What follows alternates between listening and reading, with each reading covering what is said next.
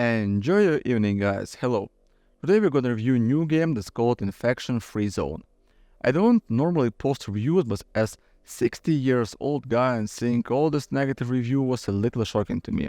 I have been following this game for quite a while. I played the prologue in each and every city. It would allow sometimes I beat it, sometimes I would fail.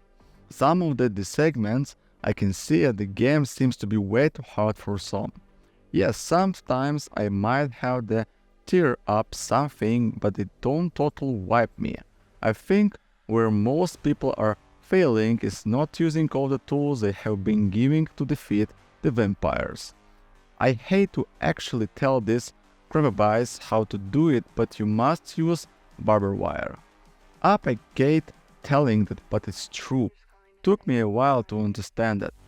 Are there some bugs? Absolutely. I had what I considered my first game-stopping bugs the other day.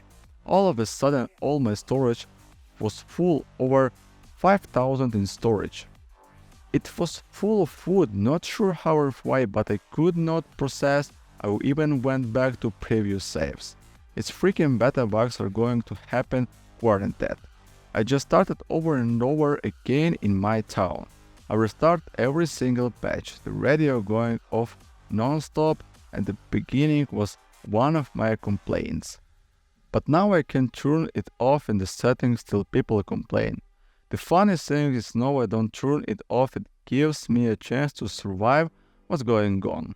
See this open beta release, they turn it up a notch with the new swarms. It literally tells you they're coming so you can prepare. They're harder than it was before, yes, but after they whoop your arse a few times, you learn how to control them long enough to beat them down without losing or getting wiped. Can they choose throughout a metal wall? Yes, they can, but brick walls will slow them down pretty good. If you see them beating on a building, you don't want them to beat on pop out of your main building and control them to go into the towers you build. You did build towers, right? I think the shoot while moving is broken. We used to could do that, but it does not allow that to happen now. Even thought right on the HUD and the low center view screen, it gives you the control to shoot while moving. I also have noticed people picking very bad areas to start the game. Smack dab in the middle of a subdivision is not a good place. You need fairly large buildings to get far in the game. I watched a fairly well-known streamer yesterday get his air so handed to him because he picked this tiny building to start his HQ. It did not work out well and he was wiped. I hope that he gives it another go, but I'm afraid he won't. It's not the type of game he normally plays. Well, I guess I have ranted enough, just frustrating seeing these you guys cry about not being able to beat the game the first few tries. I think I'm over 100 hours now.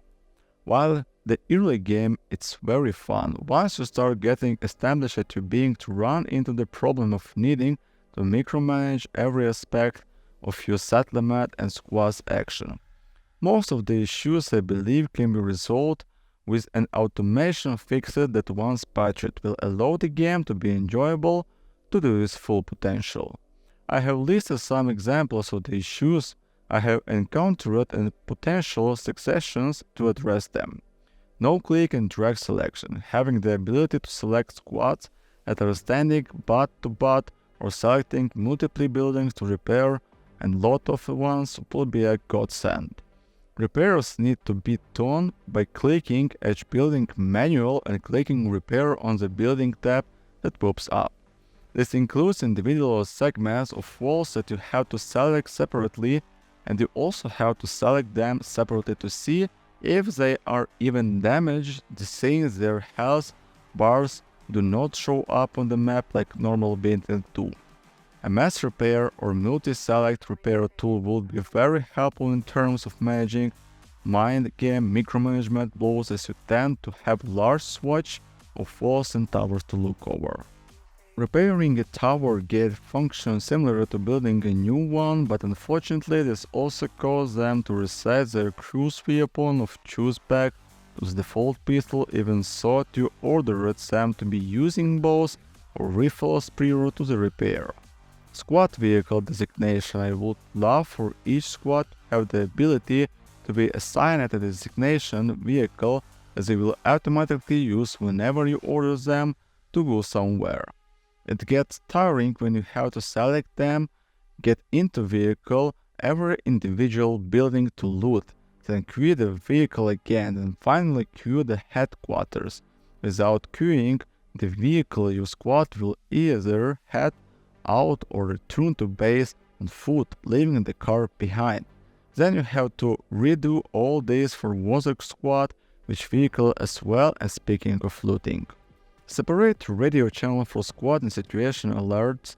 I love the concept of dialogues and stories right before, and if multiple alerts are coming in, only one gets announced, which leads you to knowing that our other squads that were under attack didn't even bother shooting back before dying. Thank you for watching, guys, and see you later. Goodbye.